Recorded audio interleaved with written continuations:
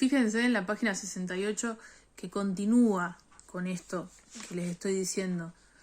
Ahí dice en el medio, en el segundo párrafo, dice: el problema de la constitución de lo político no encuentra en las filosofías políticas individualistas, o sea, estas que les estoy diciendo contractualistas anteriores, instrumentos de análisis adecuados. No le alcanza a Hegel. Ello no significa que Hegel niegue al individuo el derecho de participar en los asuntos de la polis, o sea, de la ciudad, de lo político, o suprima la subjetividad propia de la modernidad, esta más con Rousseau. Por el contrario, la especificidad de su filosofía consiste en la tentativa de aprender el movimiento que convierte al individuo en miembro de una comunidad. O sea, le preocupa cómo pasa eso y cómo podemos asegurarnos de que pase eso, porque es necesario para poder vivir y tener un estado de acuerdo a lo que es la sociedad moderna alemana en la que él está y que a la que todos deberían llegar, porque para él es lo más de lo más. Entonces dice, por un lado, preocuparse por el movimiento de institución de lo político, inscrito en el proceso que lo convierte en miembro de una comunidad. El individuo se constituyó por la comunidad y está constituida la comunidad por él, ¿sí? La libertad no es algo dado, ¿sí?, sino el resultado del proceso de constitución del concepto que se determina por los ciudadanos y por las instituciones de los estados que contribuyen en su realización. Ahora lo leo y les parece difícil, pero es lo que acabamos de decir, todo lo que venimos diciendo, ¿sí? Por eso les digo, presten atención, porque está bien escrito esto. Traté de seleccionar lo que les pareciera más interesante, más fácil, pero es difícil, porque todo lo que escribe Hegel es difícil. Entonces, fíjense en particular lo que es ahí estas páginas 64, 65, 66, 67, 68.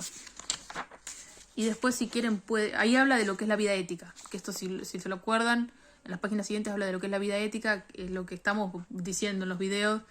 Por si se lo quieren saltear y lo entendieron bien, pueden hacerlo. Pero ahí habla de la eticidad, de lo que es la vida ética, para reforzar. Y al final, en la página 72, hay un pedacito, el último párrafo que es importante, que dice: el Estado es entonces una instancia que, si bien es engendrada por la sociedad, es formada por la sociedad, lo es a pesar de todo exterior, pues su fin es el de promover los intereses de la colectividad, ¿sí? Su función es fundamentalmente política y su ejercicio vital, pues sin él la sociedad sucumbe a su propia falta de fundamento, ¿sí? Como que el Estado le va dando fundamento a la sociedad, porque va formando las instituciones que van a formar cierta disposición, va a formar ciertos hábitos en los ciudadanos para que esos mismos ciudadanos lleguen a ser ciudadanos y vuelvan es un círculo, ¿se entiende? El Estado va formando ciudadanos y los ciudadanos van formando el Estado, y así. Por eso el Geist es eso, es el espíritu que es más allá de la suma de sus partes, que es más allá de las instituciones en sí, de quién está gobernando en ese momento o de quién fue a votar. Es un espíritu del cual formamos parte cuando se está realizando en una sociedad moderna, en un Estado verdaderamente en hechos y no solo en palabras o leyes vacías, ¿sí? Acuérdense del ejemplo que les decía de Boca, por si les parece más útil, porque por ahí el Estado como lo concibe Hegel tiene que ver más con eso, ¿sí? Con esa identidad, con un modo de relacionarnos en esta vida ética tal cual la dice. Nosotros por ahí nos cuesta pensar el Estado, porque por ahí pensamos en el Estado como algo más ajeno, algo más lejano, y por ahí desconfiamos del Estado, porque así, esto es parte del contexto. Si uno ve el contexto histórico, si seguimos la lógica de Hegel de análisis, después del contexto histórico que tenemos, es obvio que por ahí hoy en día nuestra racionalidad nos indique que tenemos que desconfiar un poco del Estado, o que no nos sentimos tan, entonces tenemos una lejanía, nos sentimos un poco más ajenos, no nos sentimos tan identificados con el Estado, porque algunos desconfiarán porque, no sé, se acuerdan de la dictadura y de lo que puede hacer el Estado en violencia, y capaz que entonces cuando ve a la policía detener a alguien en la calle o actuar, se queda mirando por las dudas que pase algo, tiene cierto recelo.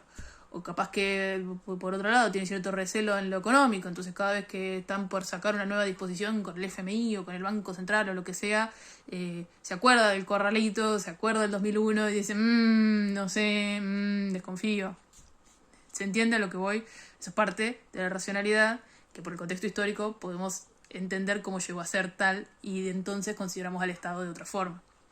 En la época de Hegel, no, vayan para atrás. En esa época, lo que él considera es que la forma de racionalidad burguesa, porque ahí ya estaba la burguesía en su máxima expresión, es cuando es post-revolución industrial, empiezan los grandes centros urbanos, las grandes empresas, y lo que dice que la racionalidad de ese momento, por el contexto histórico que traían, es pensar a su libertad, a su misma concepción ciudadana como con una necesidad de participar políticamente y no ya solamente tener reyes o un estado que sea solamente la figura de la familia real manteniendo su poder. Ya consideran a lo político, al Estado, como una forma de relacionarse, de desarrollar leyes en común para una mejor organización y que ya se considera esa racionalidad propia de la sociedad alemana de esa época, burguesa, es de participar políticamente, de tener una igualdad en el acceso a esas interacciones políticas. Entonces el Estado tiene que ser de acuerdo a ese Geist que se está autogobernando. ¿Se entiende? Si no va a haber un conflicto. Entonces va a hablar de una cercanía, de una identificación entre el individuo verdaderamente realizado en su vida ética, en su máxima expresión, que se identifica con el Estado. Hoy en día capaz que nos parece raro eso, identificarnos con el Estado por esto que estamos diciendo.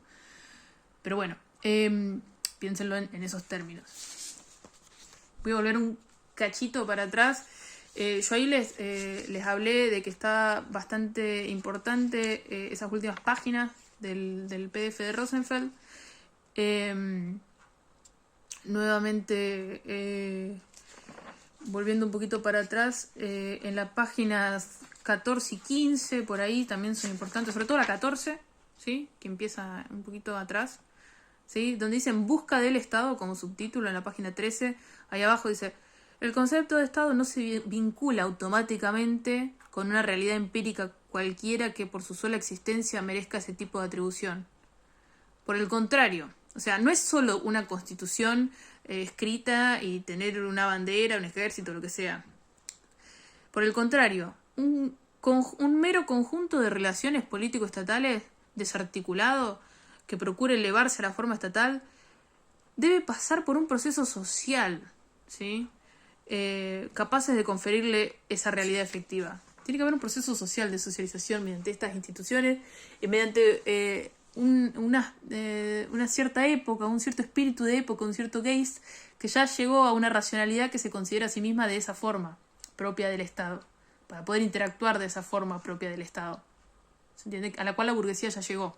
En Alemania por eso pueden llegar a esa máxima expresión del Estado constitucional. Entonces, ahí en la página 14, síganla, habla de todo esto que les estoy diciendo. Fíjense que ahí habla como un país que se disgrega y se descompone gradualmente. Dice, esto es lo que le preocupa de la modernidad, que se va disgregando, que hablamos en la primera clase de Hegel, que a Hegel le preocupaba esa disgregación, esa falta de cohesión que se da en la modernidad. Entonces, lo que dice, un país que se disgrega y se descompone gradualmente, un país donde la cosa pública es tratada como si fuese propiedad de quienes por su posición social detentan el poder político, jamás constituye un Estado, dice Hegel, ¿sí? Allí la realidad de esos que quieren decir, ay, el gran Estado alemán, dice, no, se encuentra completamente disasociada de su racionalidad, ¿sí? Entonces, bien, ahí va con la palabra esa que estábamos charlando todo este video de recién. O sea, los principios de la libertad moderna en la forma en que son creados y desarrollados por la historia y por el proceso de las nuevas relaciones políticas. Más abajo dice, en la misma página 14, para merecer el nombre de Estado, este reino en descomposición, que es Alemania en la época joven de Hegel, debería superar ese estadio que se caracteriza como un mero agrupamiento político sin orden ni principios.